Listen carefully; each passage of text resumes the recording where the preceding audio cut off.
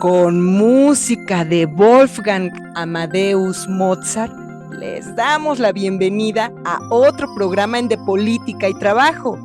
Yo soy Yasu y desde aquí les agradecemos a todos los que nos acompañan y que amablemente nos sintonizan.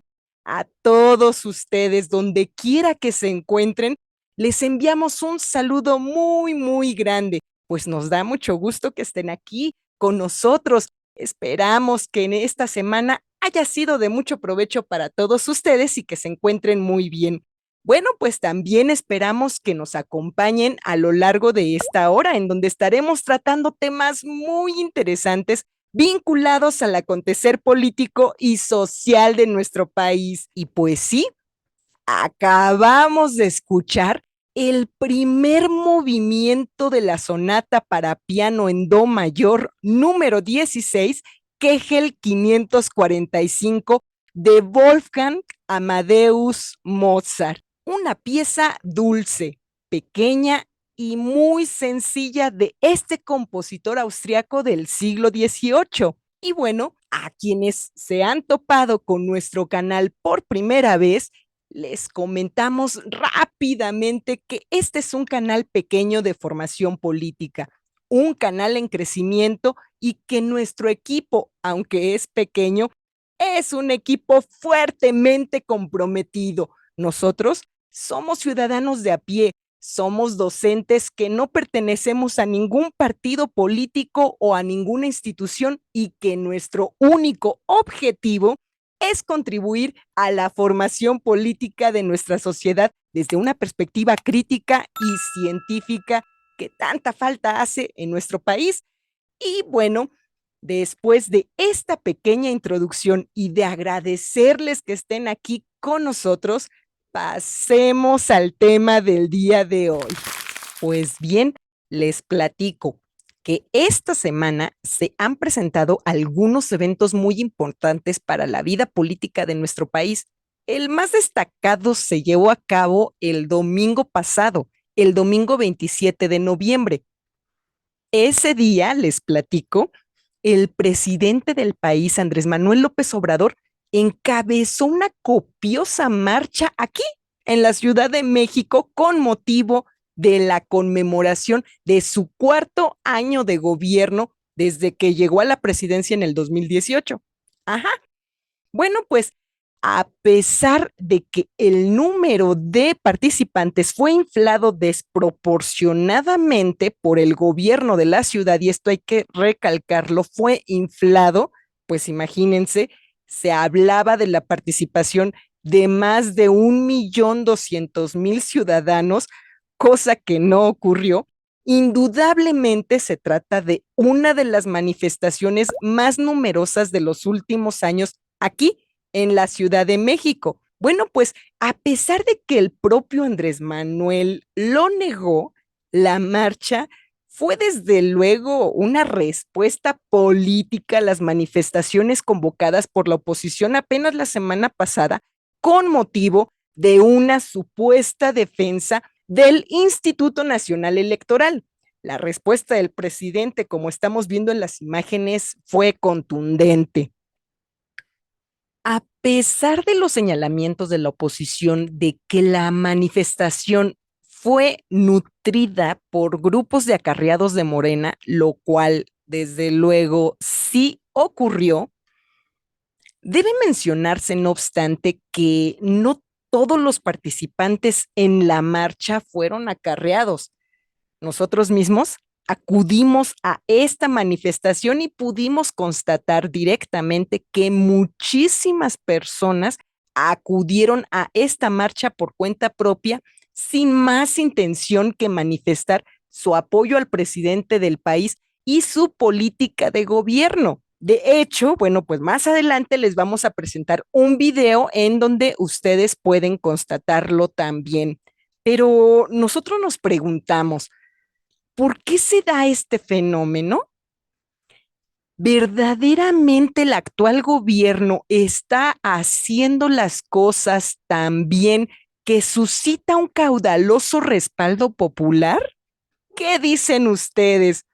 Bueno, pues al cumplirse este 1 de diciembre, 4 años de la llegada de Andrés Manuel López Obrador al poder, resulta necesario, desde luego, un ejercicio crítico y evaluatorio del desempeño de la actual administración por parte de la ciudadanía, por supuesto.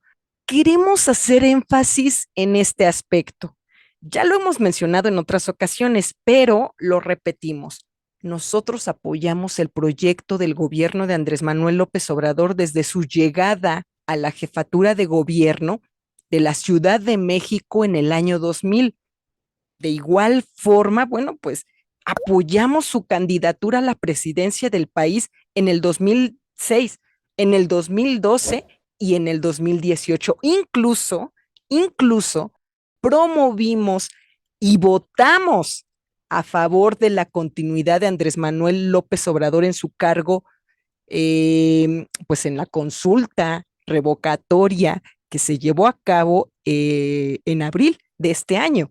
Nosotros apoyamos el proyecto del gobierno de Andrés Manuel López Obrador, incluso desde mucho tiempo atrás, antes de que se sumaran a este proyecto de manera trepadora y oportunista muchos de los que ahora le acompañan.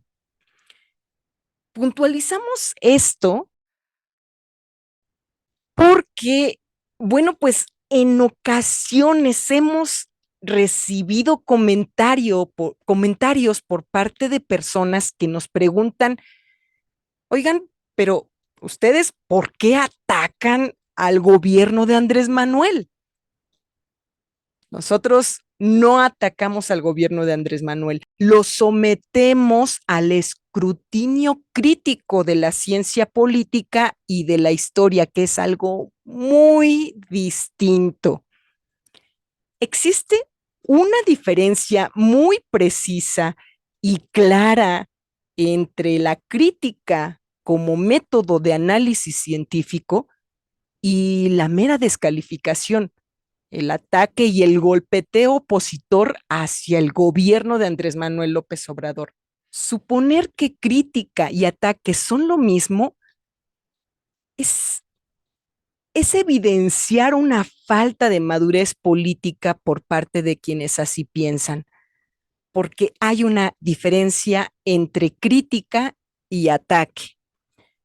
Bueno, pues a pesar de nuestro apoyo, no obstante, debemos decirlo, nuestro respaldo al presidente del país no es incondicional o ciego, no es producto del corazón o de la fe, para nada.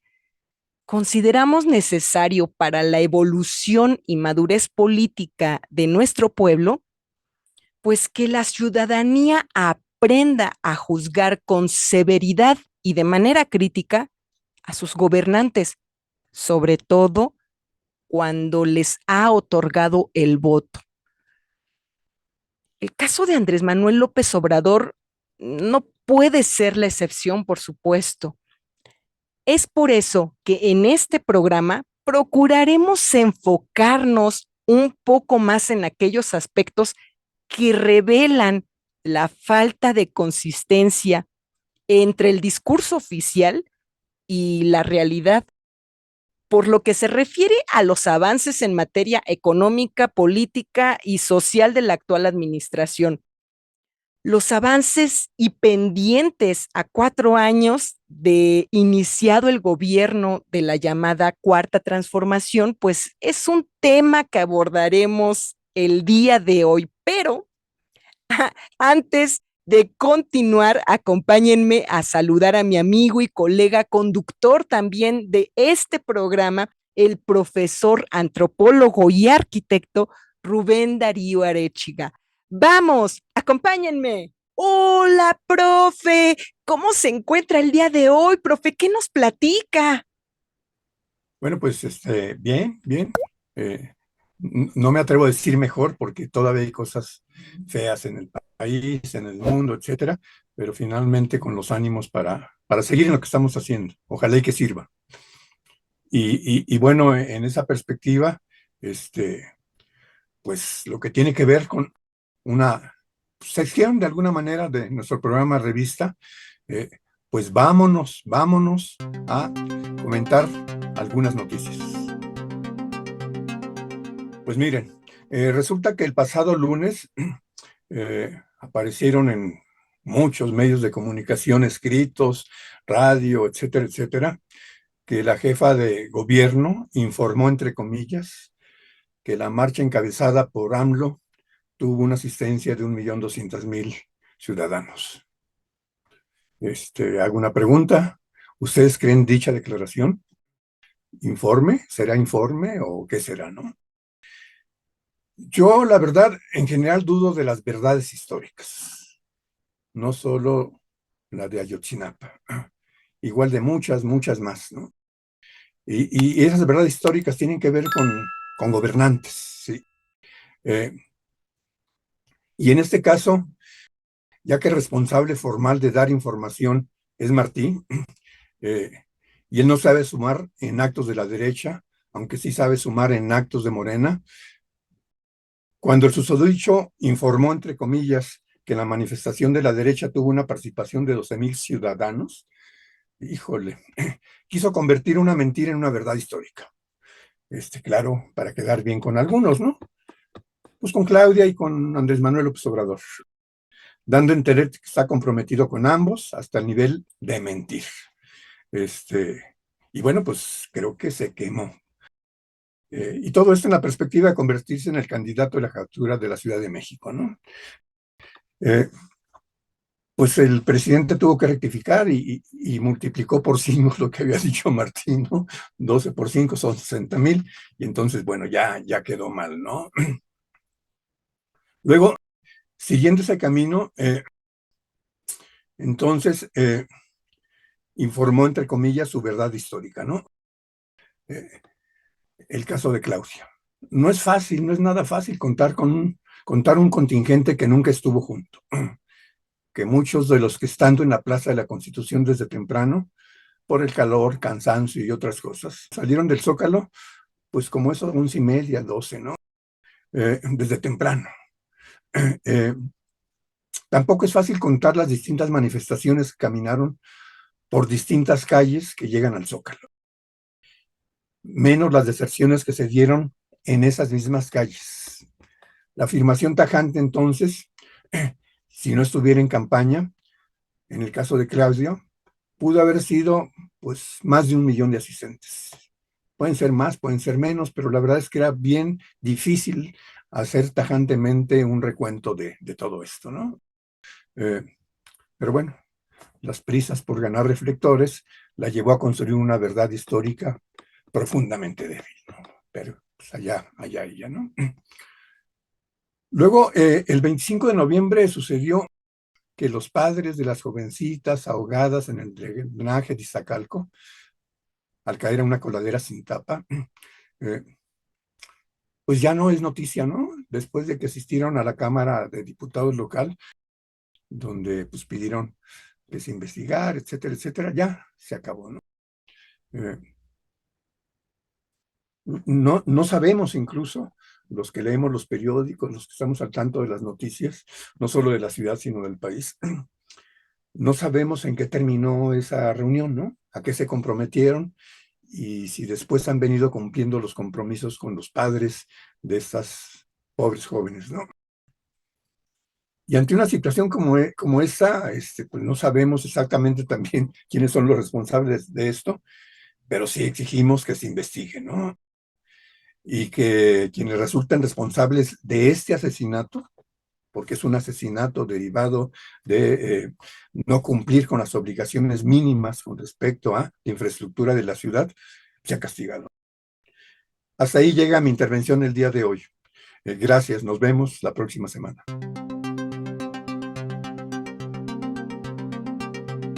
Después de las noticias, pues el tema que vamos a tratar el día de hoy tiene que ver con la manifestación del domingo inmediato anterior, la que tuvo que ver con el 4º año de gobierno de Andrés Manuel López Obrador.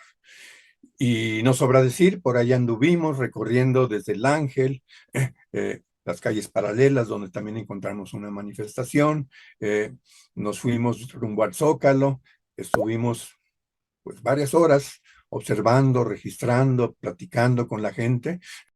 Y lo que tenemos ahora pues tiene que ver con lo que observamos, con lo que registramos a nivel de fotografía y de video, y luego pues también hay compañeros que estuvieron por ahí que tienen que ver con la izquierda republicana, que colaboraron elaborando un conjunto de fotos que son las que van a aparecer ahora pues en la cápsula de ASO. Y entonces pues pasemos al dicho recurrente que es algo así como la entrada a la cápsula. Corre video. Bienvenidos a otro programa de política y trabajo, profe. Pues estamos aquí afuera de la Embajada de Estados Unidos. Venimos a la marcha que convocó Andrés Manuel López Obrador. Profe, ¿cómo la ven? Estamos esperando a compañeros del poli, ojalá que lleguen porque es un desmadre llegar aquí. Bueno, esperemos que podamos hacer algunas entrevistas, pero si no, no se preocupe que aquí le vamos a decir más o menos cómo va esto de lo de la marcha de Andrés Manuel. Regresamos al programa. Bienvenidos nuevamente. Nos vemos al rato.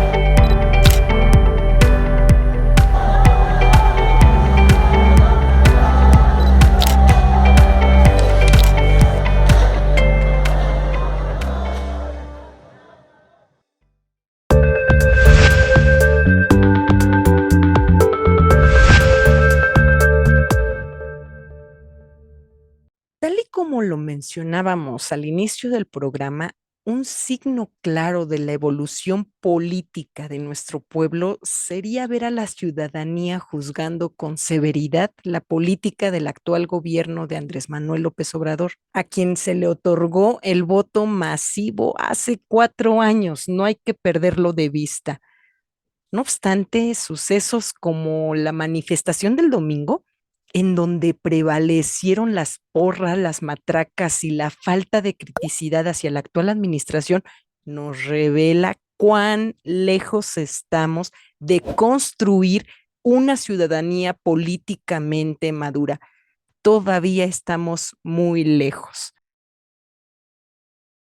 Considero que una evaluación crítica del desempeño de la actual administración debe diferenciar con claridad dos aspectos muy diferentes del trabajo del actual gobierno. ¿Cuáles son estas? Básicamente debemos diferenciar entre los avances ordinarios de una administración y los avances estructurales de una administración. Son cosas muy distintas. Vean ustedes, todas las administraciones políticas, todas, desde que fue instaurado el gobierno formal de nuestro país en 1917 con Venustiano Carranza, han tenido avances ordinarios en mayor o menor medida, eso sí hay que aclararlo. En todas las administraciones de gobierno se han tenido avances en materia de seguridad, salud, vivienda, trabajo, canasta básica, energéticos, obra pública, etcétera. Trátese de gobiernos priistas, panistas, perredistas o de cualquier otro color, todos los gobiernos se encuentran obligados por ley a presentar avances administrativos en materia económica, política y social. Ahora bien, algunos gobiernos han construido más viviendas que otros, por supuesto. Algunos han aumentado más los salarios que otros. Algunos han dado más becas que otros, por supuesto, y así podríamos seguirnos. Todo ello cabe dentro de los límites de lo que por ley toda administración está obligada a hacer, que es establecer una política de gobierno y desarrollo del país. Esto es muy importante. Ahora bien, si todos los gobiernos presentan avances ordinarios en su administración, no todos los gobiernos presentan avances estructurales en su administración. ¿A qué nos referimos con esto? Bueno, un avance estructural de gobierno, como su nombre lo indica, es un avance en materia económica, política o social que transforma radicalmente, transforma estructuralmente el rostro de nuestro país.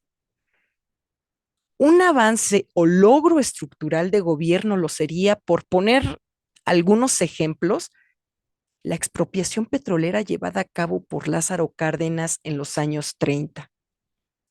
Lo sería, por ejemplo, la creación del Instituto Politécnico Nacional de la mano del mismo Cárdenas por aquella época. Otro ejemplo de un cambio estructural lo sería también la fundación de la moderna Universidad Nacional, la creación de la Comisión Federal de Electricidad o la creación del ejido o la implementación de un reparto agrario pues a nivel nacional.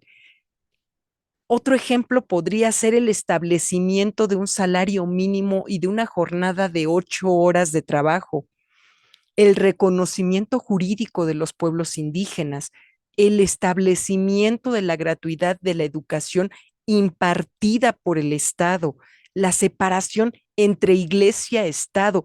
Esos son ejemplos de cambios estructurales.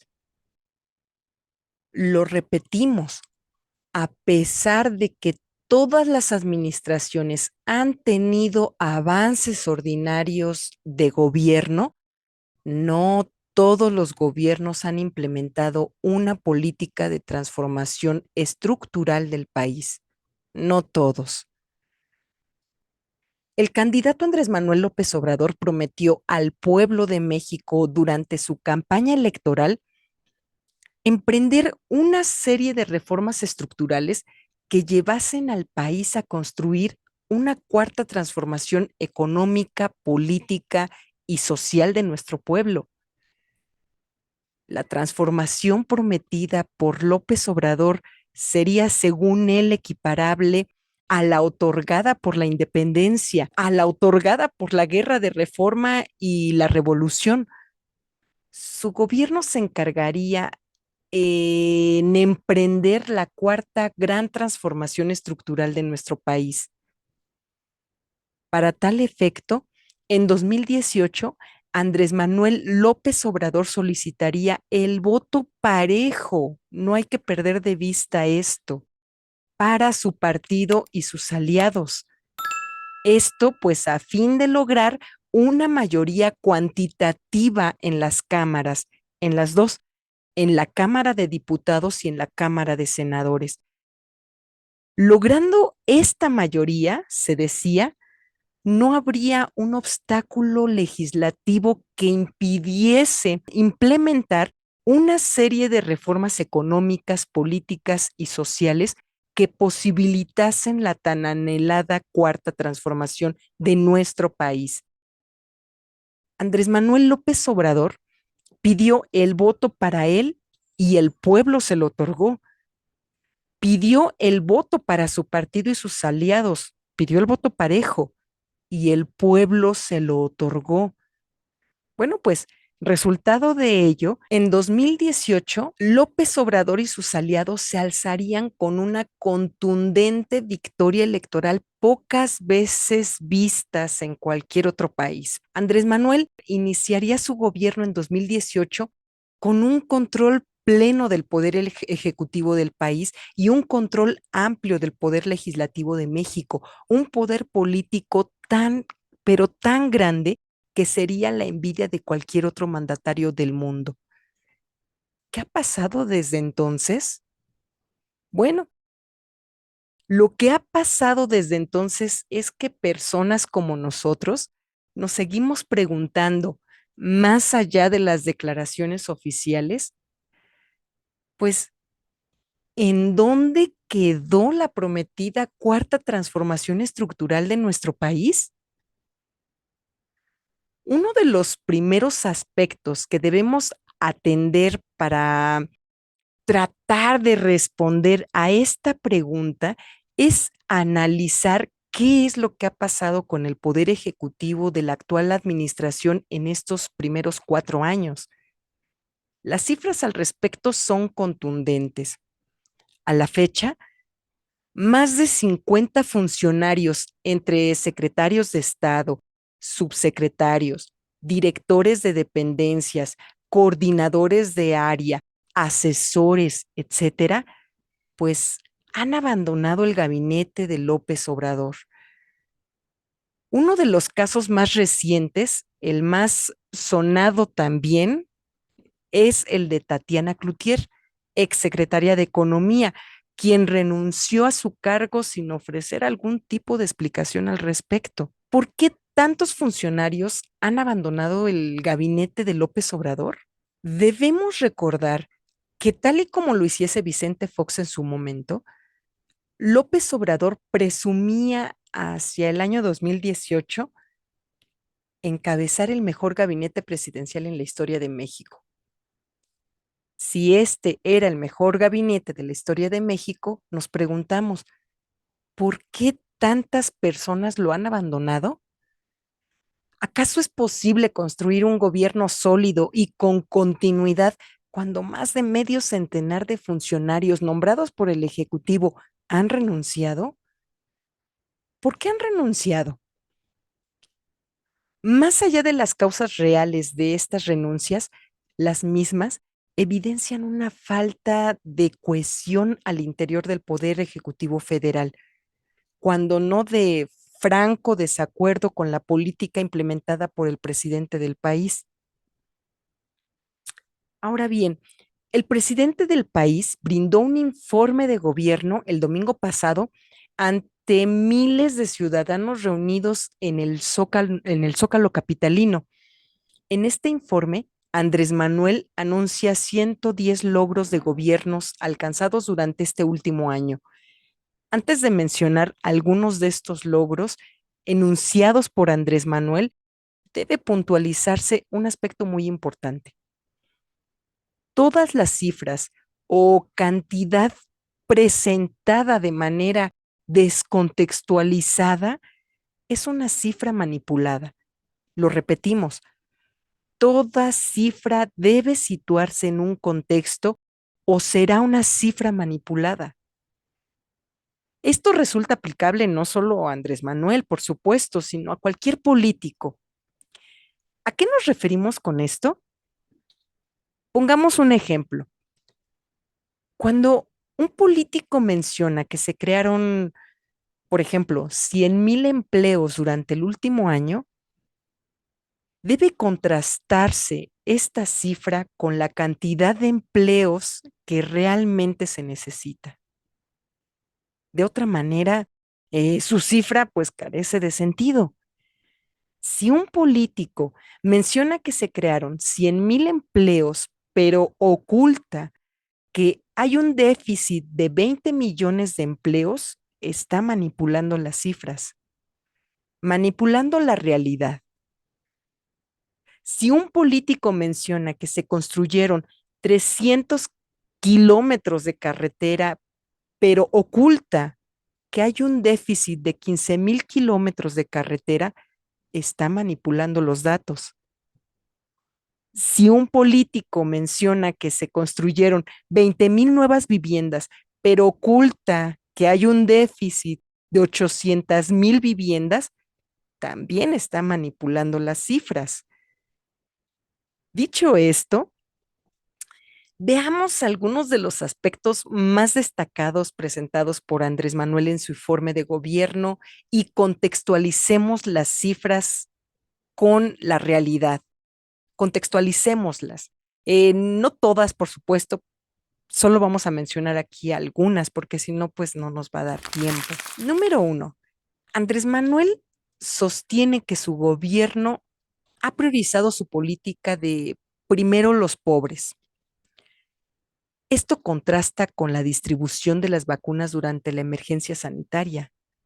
Cabe decir, debe recordarse que las alcaldías como Iztapalapa, Álvaro Obregón, Gustavo Amadero y municipios como Nezahualcóyotl, Ecatepec, Chalco y Cuautitlán, todos ellos con una concentración poblacional mayoritariamente pobre, fueron los últimos en recibir la vacunación contra el COVID.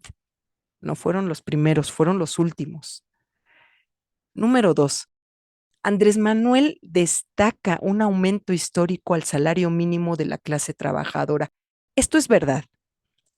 Ninguna otra administración ha aumentado tanto el salario mínimo como la actual.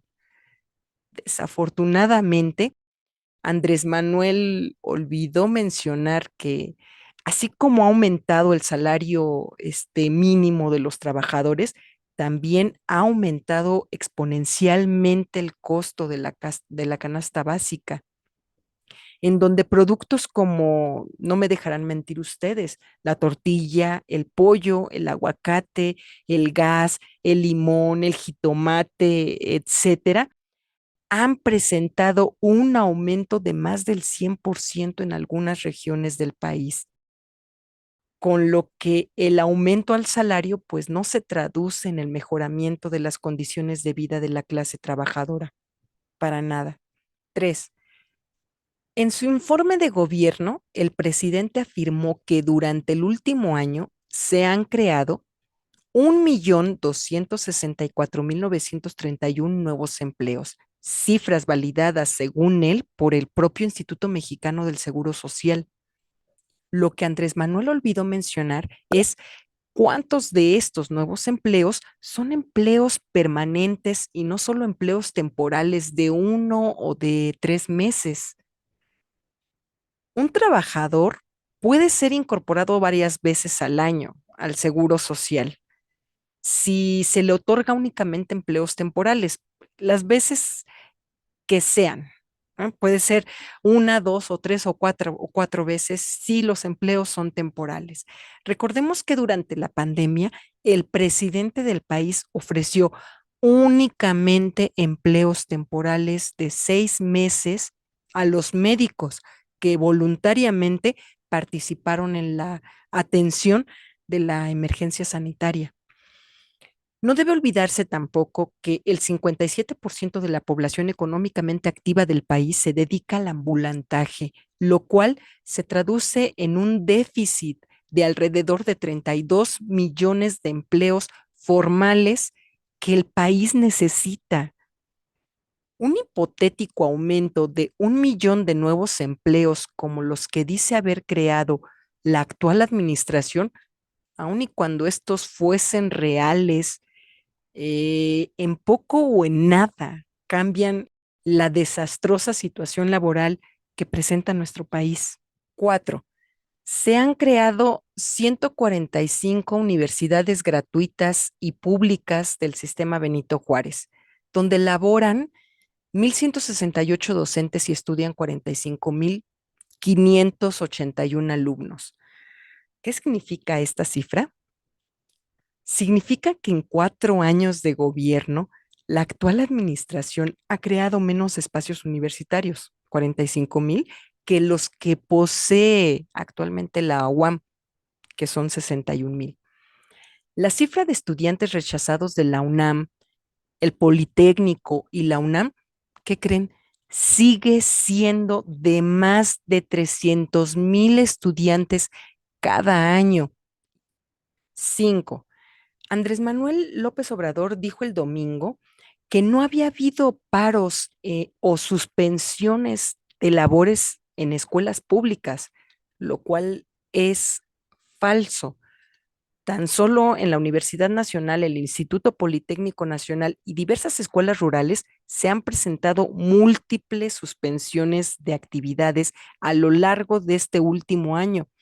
Aquí mismo dedicamos un programa al respecto. 6.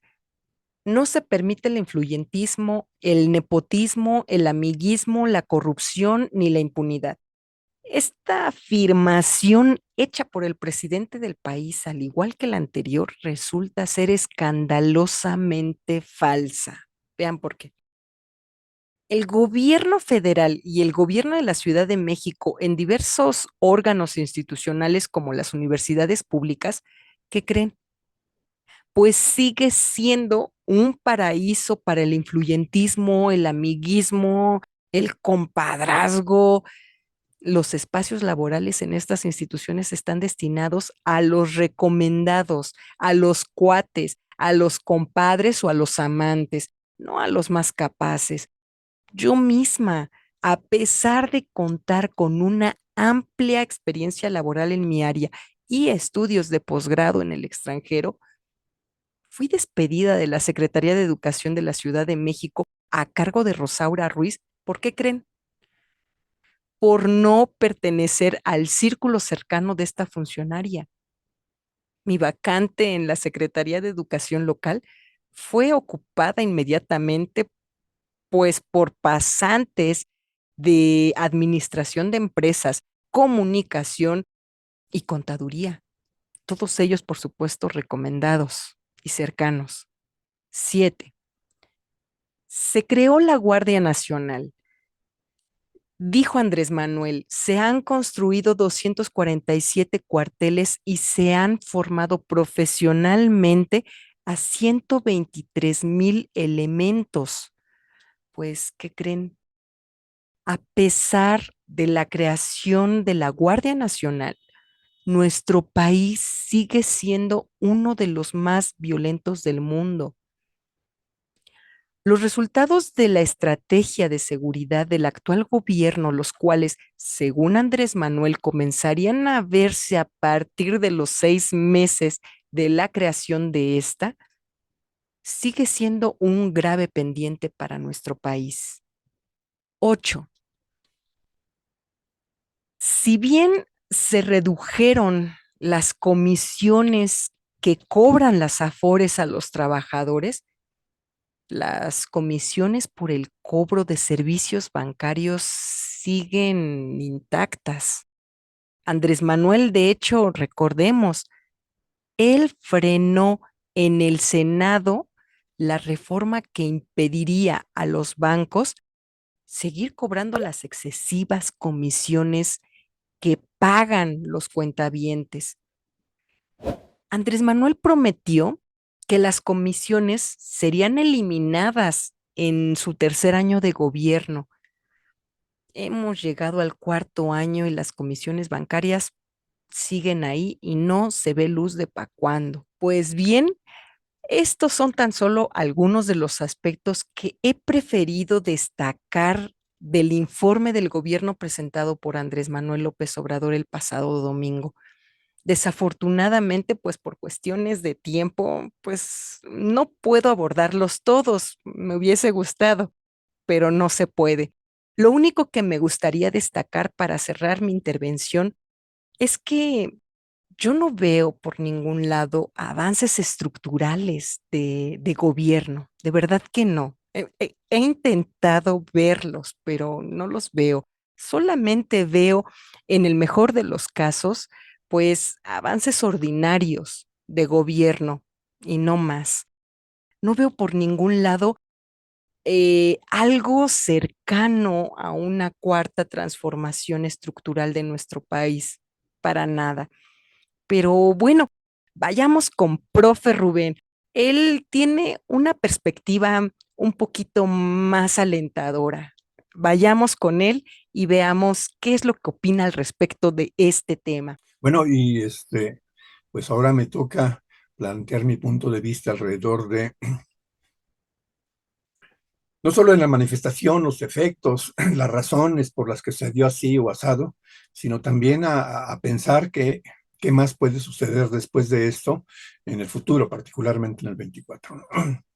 Y aquí vale la pena, pues de repente, pues reconocer que México es parte de América, y que la situación política de América, por cierto, es harto difícil para las fuerzas progresistas electorales.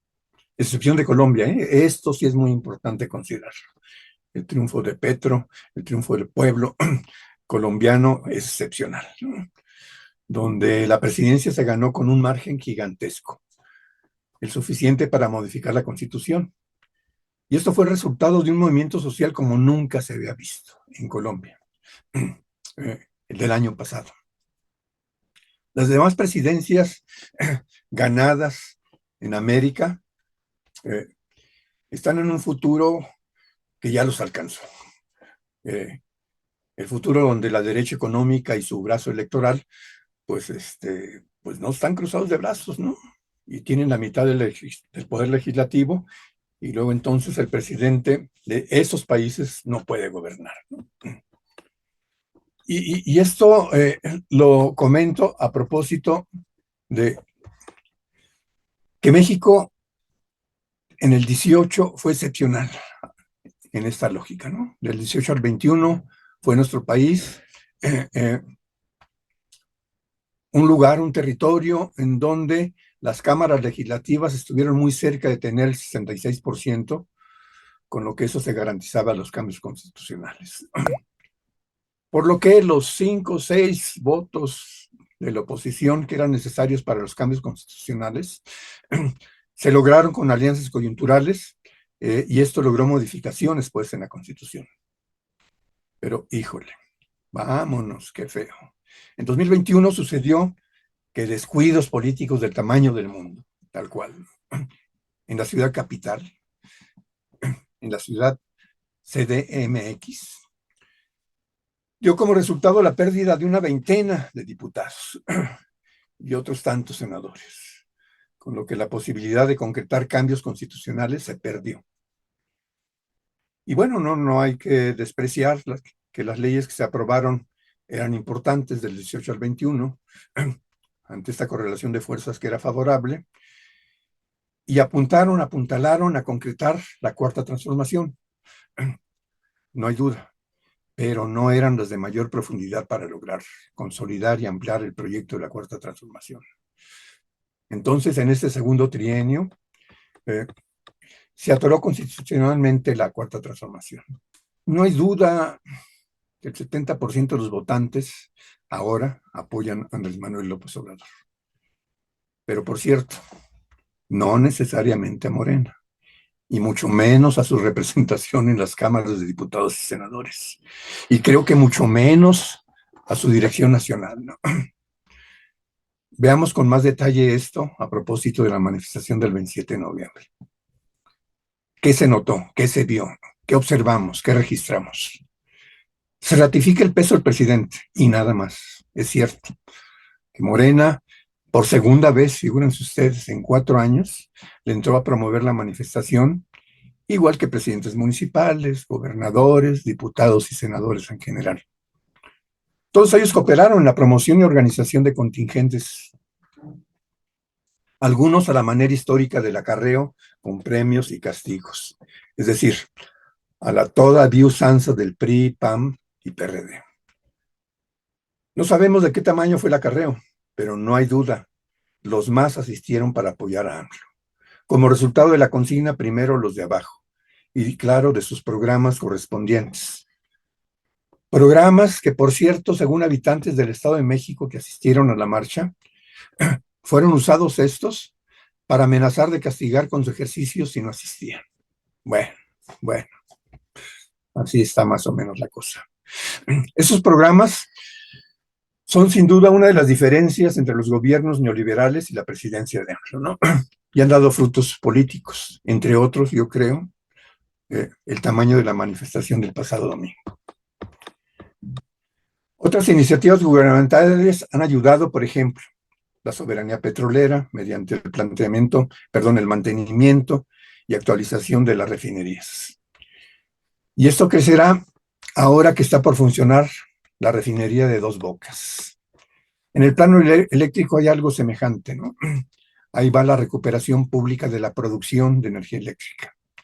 El efecto de ambas cosas da como resultado pues, una economía que va creciendo a un ritmo lento, pero reconocido, por cierto, como avance, incluso hasta por los neoliberales del Fondo Monetario Internacional, etcétera, etcétera.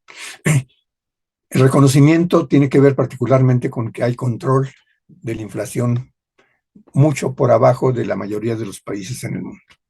También de que hay una inversión extranjera muy importante, nunca se había dado de este tamaño. Y que la flotación de la moneda, pues sigue sin devaluarse, ¿no? Ahora bien, consolidar los avances, abrir espacios tendientes a concretar tareas no iniciadas o mal enfrentadas, como lo que ha hecho, contrario a la cuarta transformación, la Secretaría del Trabajo, o la despreocupación plena de la educación en todos sus niveles, que esto último conlleva a la colonización de la misma, o para mantener más bien la colonización de la misma, negando la posibilidad de iniciar un proceso educativo para construir conocimiento y no creencias. Bueno, pues es parte de lo que no hay, ¿no? Y hay muchas iniciativas de ley interesantes, pero están congeladas, ¿no? Como la ley del agua. Las mismas que, bueno, pues tal parece que requieren de atención, pero ya no en lo que resta del sexenio, sino en el plan de gobierno por parte de Morena en el año 2024. Hay otras cosas que se iniciaron y que no pueden resolverse rápidamente, como es la integración de las instituciones de salud. Pues tendremos que ver qué pasa después del 24, porque no hay condiciones suficientes para poder resolver pues, de manera cuando menos parcial en términos positivos. Pero lo que tiene que ver con el 24 depende mucho de que Andrés Manuel López Obrador arrasa en las elecciones de ese año. Así de ese tamaño está la cosa, ¿no? Porque Andrés Manuel no va a estar en la boleta. Y luego entonces el futuro es incierto, ¿no? Eh, y porque, bueno, pues públicamente no se sabe de que se esté discutiendo en Morena el programa de gobierno para ofrecer las elecciones del 24. Y no sobra decir que pues, hay un conjunto de elementos que dificultan precisamente el futuro 24, ¿no? Morena y sus dirigentes, por ejemplo, no han atendido la organización territorial electoral. Eh, y esto es grave en un partido que tiene que ver con lo electoral. Mucho menos se han preocupado por las candidaturas de la mejor gente, ¿no? De luchadores sociales, yo diría, ¿no? Y por cierto, recupero lo que dijo Armando Bartra, un intelectual de izquierda desde hace mucho tiempo, a propósito de Morena, en la inauguración de conferencias magistrales del Instituto de Formación Política de ese mismo partido.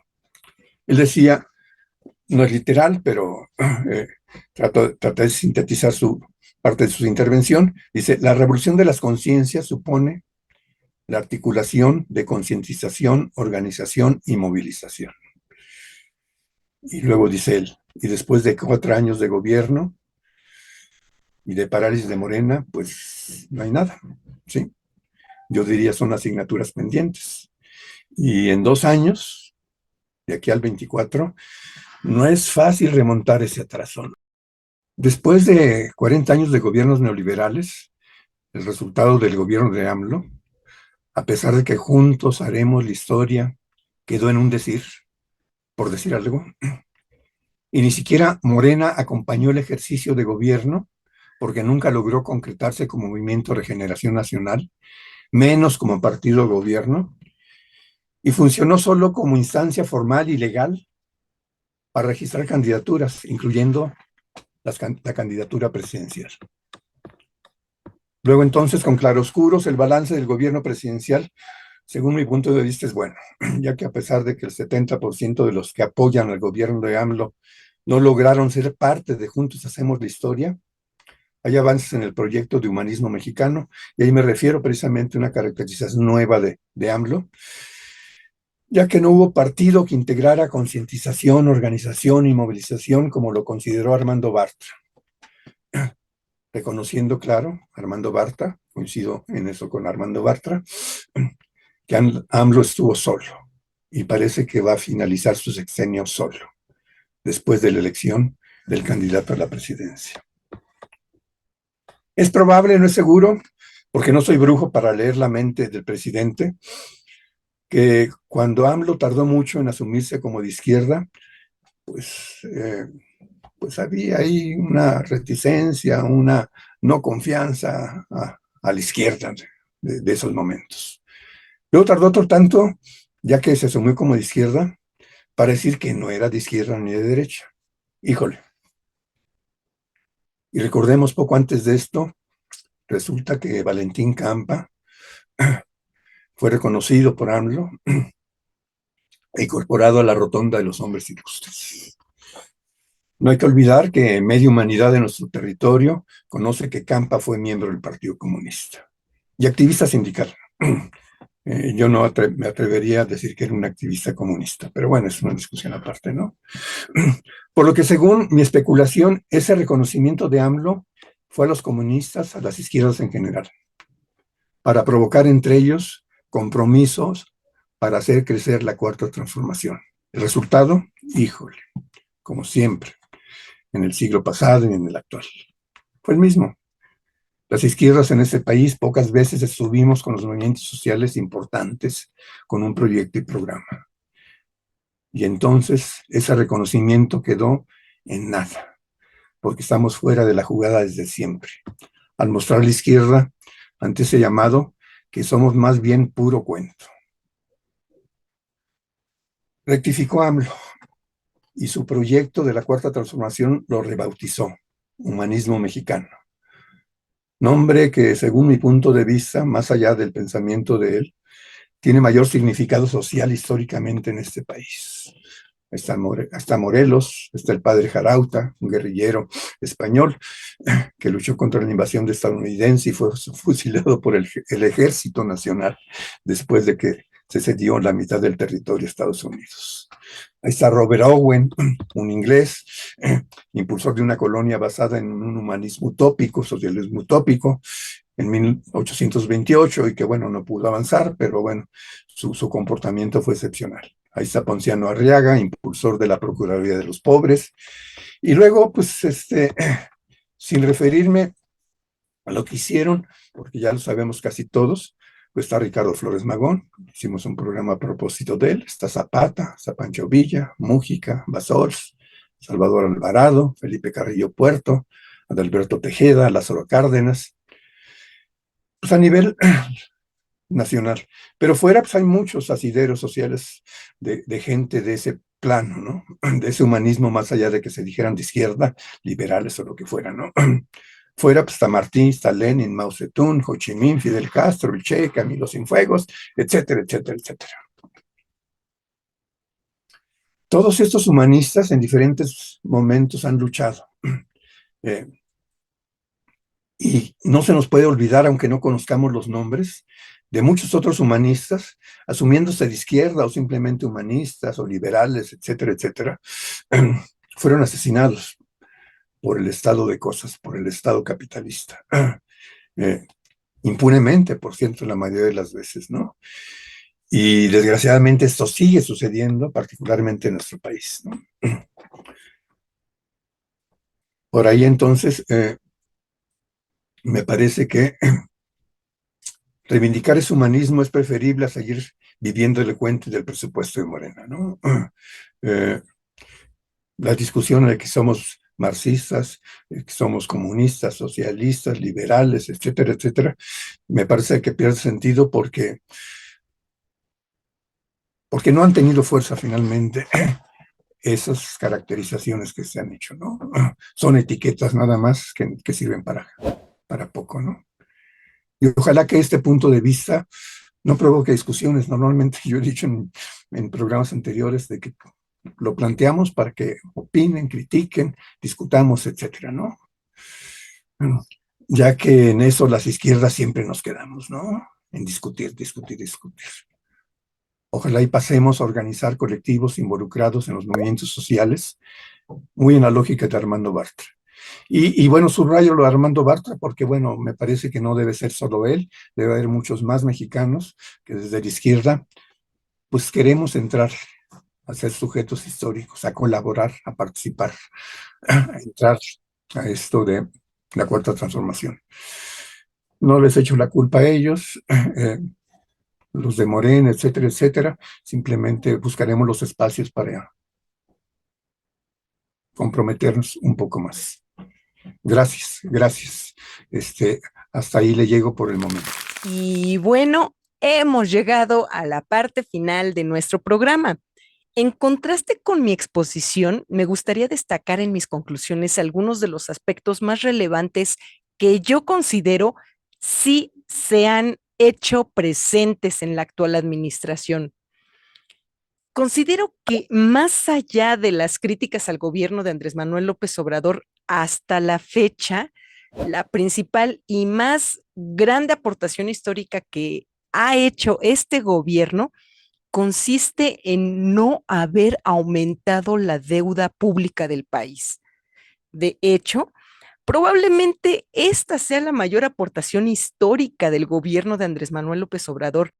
No puedo decir que sea una aportación estructural para el desarrollo del país, pero sí puede decirse que es una aportación de gobierno acertada, cuyos alcances podrán ser percibidos incluso hasta 1 o 2 décadas después. Frenar la lógica del endeudamiento del país será la gran aportación histórica de Andrés Manuel López Obrador. Otra de las grandes aportaciones que a mi juicio ha logrado la actual administración de Andrés Manuel López Obrador es haber impedido la construcción del nuevo aeropuerto internacional en el lago de Texcoco.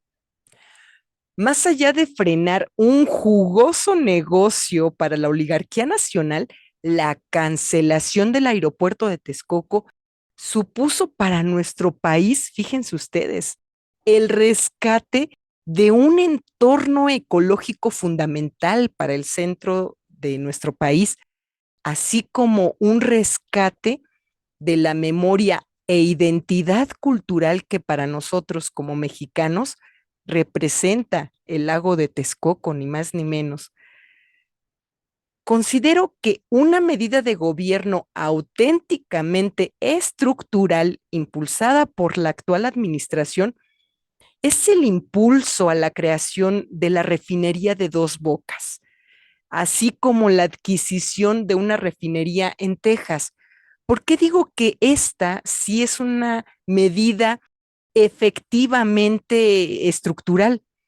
Bueno, pues esta medida constituye un auténtico impulso a la infraestructura permanente del país. Fíjense ustedes, estas medidas se encuentran encaminadas a impulsar y fortalecer la soberanía energética de México.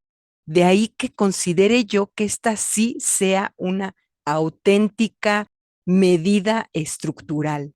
Finalmente, considero que la política de apoyos sociales del gobierno de Andrés Manuel López Obrador, si bien es una medida importante destinada a, pues a nuestros ancianos y a los estudiantes de nuestro país, debe ser reestructurada para ofrecer más apoyos a quien más lo necesita y no solo el mismo apoyo a todos, porque la verdad, siendo realistas, no todos aquellos que lo reciben, pues necesitan estos apoyos económicos, la verdad.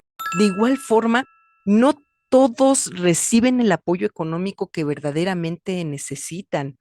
La reestructuración, pues, de estos programas sociales es una tarea todavía pendiente para el actual gobierno de la Cuarta Transformación.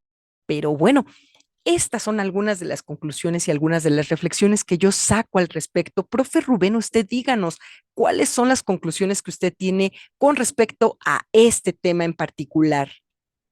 Híjole, la verdad es que la problemática derivada de 4 años de gobierno de López Obrador, este, pues da para discutir mucho, evaluar muchas cosas, eh, cuestionarlas, otras reconocer que son positivas, etcétera, pero pero entonces son conclusiones muy, muy generales a las que voy a sacar el día de hoy.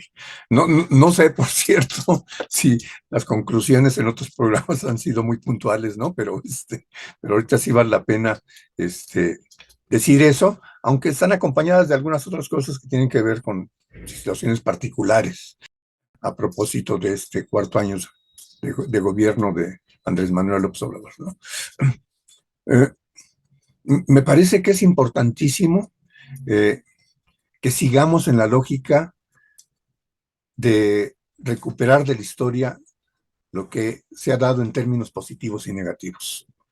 Fundamentalmente, lo que se ha logrado en términos positivos, porque quiere decir que la sociedad mexicana tiene posibilidad, tuvo posibilidad de hacer cosas, de institucionalizarlas en algunos casos, de dar marcha atrás, porque bueno, no hubo condiciones más que para eso.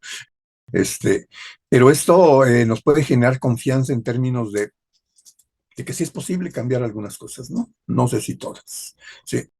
Entonces, recuperar la historia incluso en la lógica de como lo hemos planteado una y mil veces, ¿no?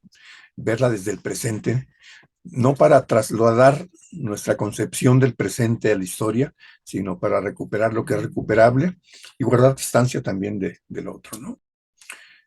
Esa recuperación histórica puede ser inspiración para concientizarnos, para organizarnos y para ser parte de la formulación de Juntos Hacemos la Historia. Y independientemente incluso de lo que sucede en el 24, ¿no? Y intentar meternos la cuchara una y otra vez en esa perspectiva, ¿no? Tratar de influir, tratar de favorecer esto. fundamentalmente a partir de los movimientos sociales que hay. Me parece que de ahí puede salir una buena parte de un programa alternativo para profundizar lo que hay, y en el caso de que la derecha se apoderara del poder electoral, pues para seguir dando lata, ¿no? Ahí hay asideros sociales, entonces, encarnados en los personajes que enuncié hace rato, ¿no?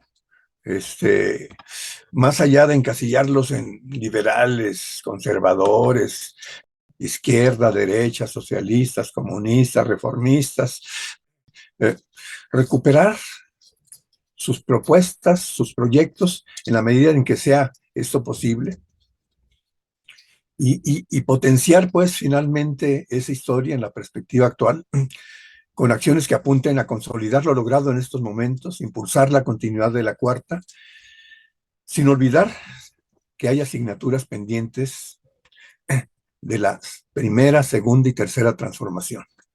O sea, eso también hay que reconocerlo. Eh, en la primera transformación llamada así, pues hay cosas que no se han logrado, o se lograron y luego hubo retrocesos, ¿no? En la segunda, híjole, mucho más, ¿no? Ya hablamos algo sobre el Estado laico que ni es laico, ¿no? Por cierto, ¿no? Sí, tiene muchas debilidades con respecto a eso. De la tercera, híjole, pues lo que tú decías a propósito de la revolución, de los múltiples proyectos sociales que había, ¿no? Algunos querían continuar lo mismo, otros querían radicalizarse, otros estaban haciendo tontos, etcétera. O sea, todo esto nos lleva a hacer un diagnóstico de esas asignaturas pendientes de las anteriores llamadas transformaciones. Porque si no consideramos eso, híjole, pues resulta que vamos a tener escollos para avanzar en la cuarta, ¿no? Y a lo mejor no es posible resolver esto de la primera, la segunda y la tercera. A lo mejor paralelamente habría que trabajar en la perspectiva de cubrirlas mejor, eh, superarlas y a la par, pues ver qué se puede hacer en la situación actual, ¿no? Ahora, me voy a referir a algo que puede parecer como muy particular, pero que me parece que no está de más comentarlo. Eh, pues las instituciones creadas para organizarse, para concientizarse en Morena, son muy débiles, son muy, muy pobres, ¿no?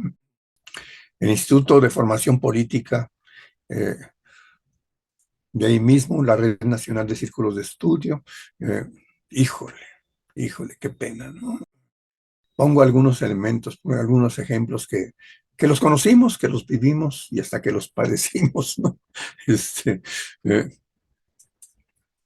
Algunas de las temáticas en la lógica de la formación política, eh, yo diría para imponer una moda, que tiene que ver con el contexto, por ejemplo, a propósito de la cuestión de género,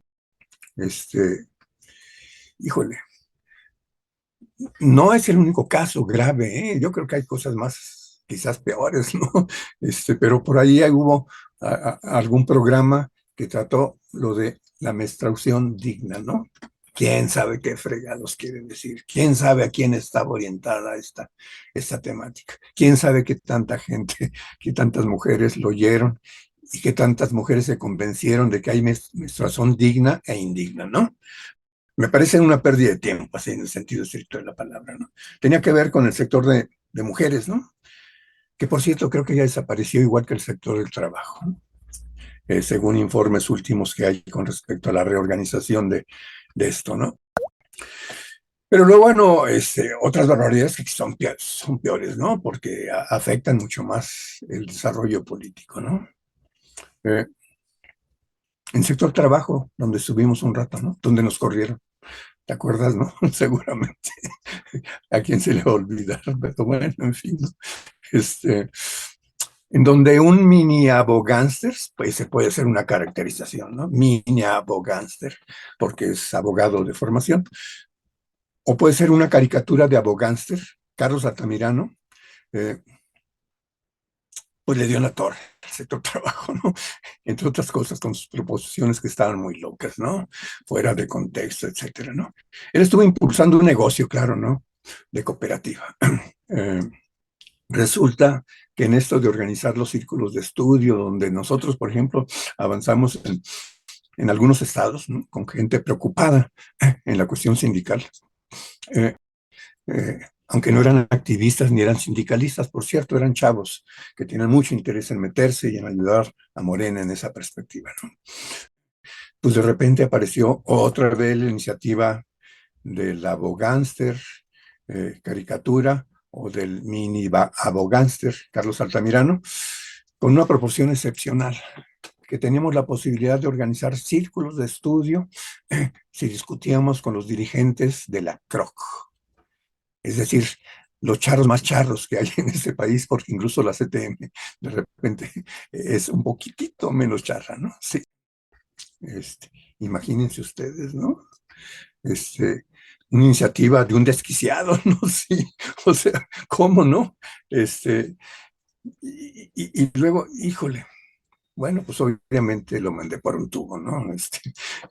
Pero luego, apareció otra situación en el sector trabajo. Por cierto, no fue en este caso él, sino otras personas. Cuando hablando de la huelga de los mineros, de los telefonistas, no pelaron la huelga de los mineros, que fue un triunfo, por cierto, parcial, pero importante, pero hicieron 2 programas sobre la histórica huelga del sindicato de Telmex, ¿no? Entrevistando a los charros, claro, ¿no? Porque ahí lo que hay son charros, y además ni hubo huelga, por cierto, era puro cuento, ¿no?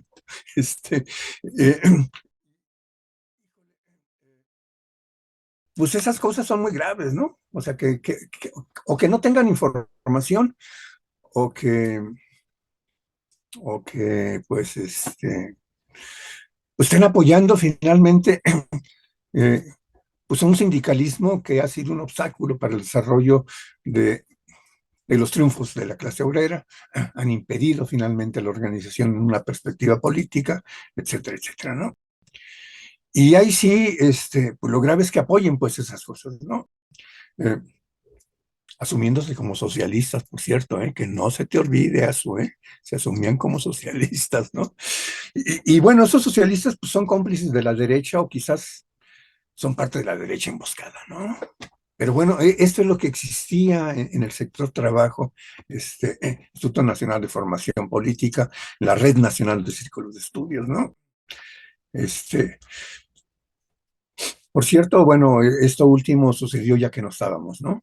Sí, ya que nos habían corrido, sí. Ahora, ahí hay otro elemento que me parece que no es despreciable de tomar en consideración. Figúrense ustedes que hay miles de millones de pesos del presupuesto de Morena, derivados de las reglas del INE, ¿no?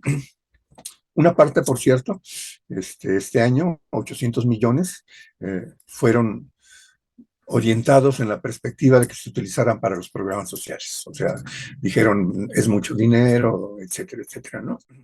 Pero lo que resta, que no es poco,